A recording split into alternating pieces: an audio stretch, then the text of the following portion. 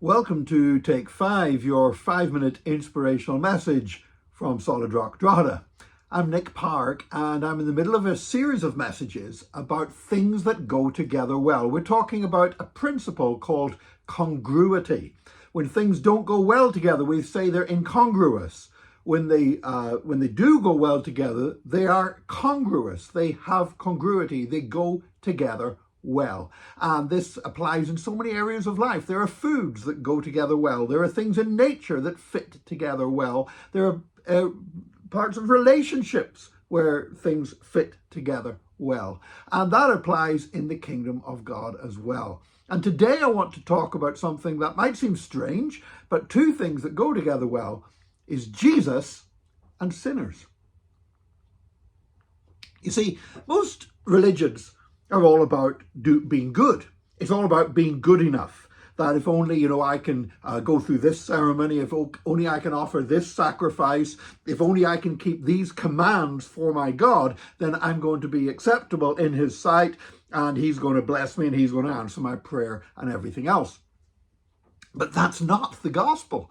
The gospel does not say that we have to become as righteous as possible to be able to approach God.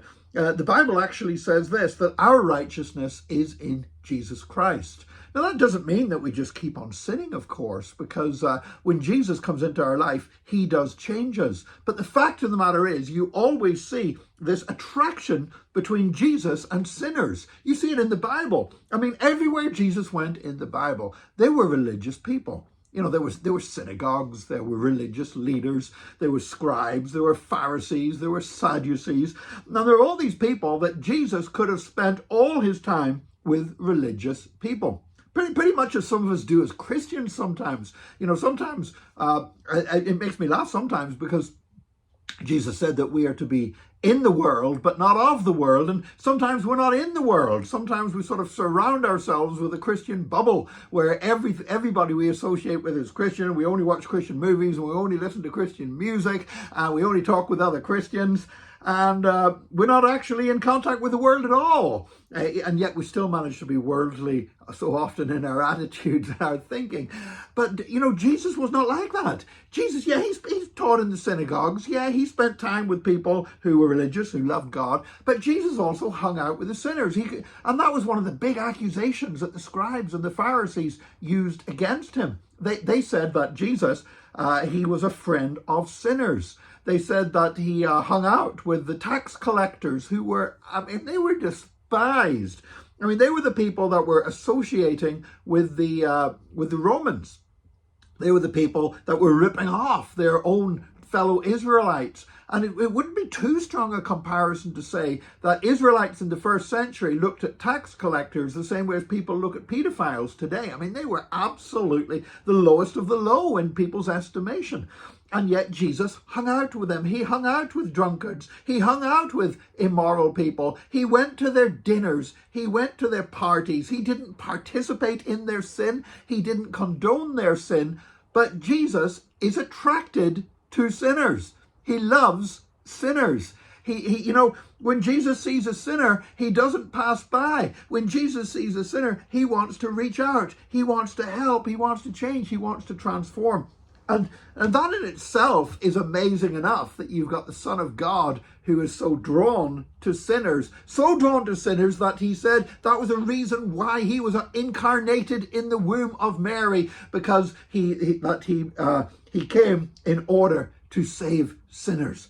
And it's, that in itself would be amazing enough. But you know what's even more amazing? Not just that the Son of God is drawn to sinners, but that sinners are drawn to the Son of God.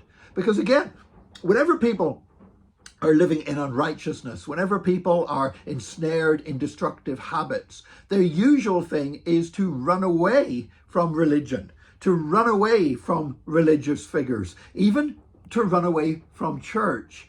And yet, we see in the Bible that sinners were drawn to Jesus, and sinners still are drawn to Jesus. I remember when I was so far from God, when I was on the streets, whenever I was involved in drug taking, when I was involved in violence, involved in theft and crime, you know what? In all that time, I was not drawn to religious people. I was not drawn to church, but I was attracted to Jesus. There was, whenever I read about Jesus, when I heard about Jesus, there was something about him that I thought, you know what, I don't like all this other stuff, but I like Jesus. And I want to tell you today, there's still two things that go together well, is sinners and Jesus. The wonderful thing, of course, is that Jesus transforms sinners, is that he changes us.